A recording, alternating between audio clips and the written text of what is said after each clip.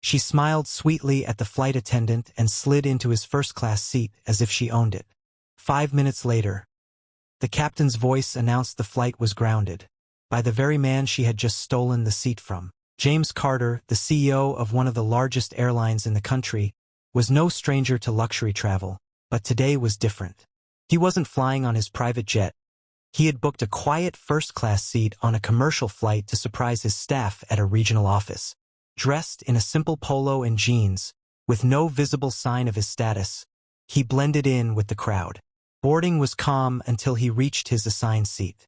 A blonde woman in an expensive blazer sat there, sipping champagne, her designer handbag taking up the seat beside her. "Excuse me, I believe this is my seat," James said politely, showing his boarding pass. She glanced at it, smirked, and waved him off. "Oh, you must be mistaken. This is my seat. Maybe you're in economy?" Her tone dripped with condescension, and nearby passengers began to look over. James calmly repeated that it was his seat, but she rolled her eyes. "Sweetheart, first class isn't for everyone. Why don't you ask the attendant to find you somewhere more suitable?" The flight attendant arrived, clearly uncomfortable, but instead of addressing the woman's behavior, she asked James to step aside while they sorted it out. Passengers watched, some whispering, others recording on their phones. James felt the sting of humiliation, not because his seat was taken, but because of the casual arrogance with which he was dismissed. He could have ended the situation with a single phone call right there, but he didn't. Instead, he stepped back, his expression unreadable. Inside, he was already deciding exactly how this flight was going to end. The woman thought she had won, but she had no idea who she was dealing with. James stood quietly near the galley as other passengers settled into their seats. The woman in his seat laughed with a fellow passenger, occasionally glancing at him with a smug smile. The flight attendant returned and, instead of offering him his rightful place, handed him a boarding pass for a seat in the last row of economy, right next to the bathroom. "This is all we have left, sir," she said flatly, as if the matter were closed. James took the ticket without a word, his face calm but his mind working quickly. As he walked down the aisle, a few passengers shook their heads, muttering about how unfair it was. One whispered, "She just stole his seat and got away with it." James gave a small nod of acknowledgement but kept moving. He sat in the cramped economy seat, feeling the vibration of the engines as boarding finished. Most people would have been furious, ready to demand justice immediately, but James had learned long ago that real power wasn't about loud arguments. It was about timing. As the plane taxied toward the runway, James discreetly pulled out his phone, typed a short message, and sent it to a private contact. Then he put it away and reclined slightly, as if nothing had happened. Up in first class, the woman reclined in his seat, enjoying the champagne, blissfully unaware that her smug victory was about to unravel. The flight attendants bustled about, preparing for takeoff, completely unaware that a single passenger in the back row now controlled the fate of the entire flight. James didn't need to raise his voice. He only needed 5 minutes, and the right phone call to turn the situation upside down. The seatbelt sign had barely switched off when the captain's voice came over the intercom, calm but with a strange undertone. "Ladies and gentlemen, due to an unexpected operational matter, we will be returning to the gate." A ripple of confusion spread through the cabin. In first class, the woman who had taken James's seat frowned, muttering something about incompetent airlines. In the back row, James simply sat still, hands folded, eyes focused ahead. As the plane slowed and turned, a flight attendant approached him, her expression suddenly respectful. "Mr. Harris," she said softly, "the captain would like a word with you." Heads turned as James rose from his cramped seat, walking past rows of puzzled passengers. When he reached the front, the curtain to first class was pulled aside, and every passenger watched as the woman in his stolen seat was asked, politely but firmly, to step out into the aisle. Her cheeks flushed red. "What is going on?" she demanded.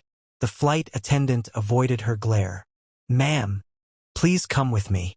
James stepped past her without even looking, settling into his original seat.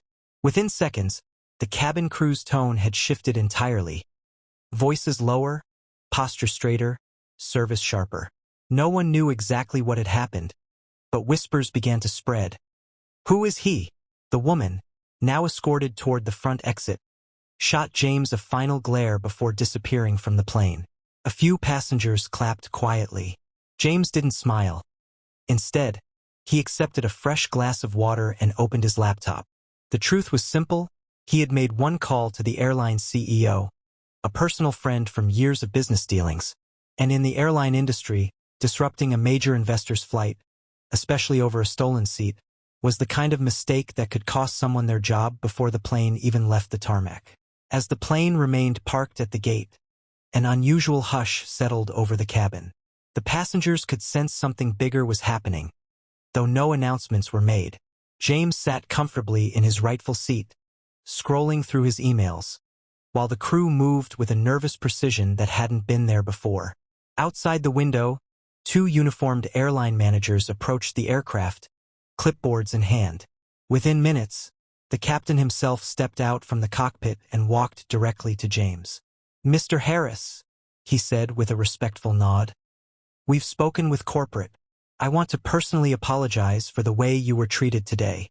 James simply nodded, offering no sign of anger. Only the calm authority of a man who didn't need to raise his voice to be heard. In the aisle, a crew member quietly explained to a nearby passenger that the flight would be delayed indefinitely due to operational instructions from headquarters. But the truth was far more dramatic. James had placed a single call to the board of directors, and the airline's chain of command had responded instantly. The woman who had stolen his seat had not only been removed from the flight, but placed on a no-fly list pending investigation into her conduct. And the crew member who had sided with her was being replaced mid-flight with a standby attendant. James leaned back, sipping his drink as the captain announced that, due to unresolved issues, the flight was grounded until further notice. Gasps echoed through the cabin. This was a major disruption, and everyone knew it was connected to whatever had just happened in first class. James closed his laptop with quiet satisfaction. It wasn't revenge, it was a reminder.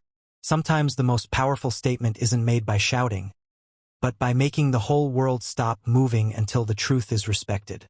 The sun dipped lower on the horizon, casting a golden glow across the tarmac as the grounded aircraft remained motionless. Inside, whispers spread like wildfire.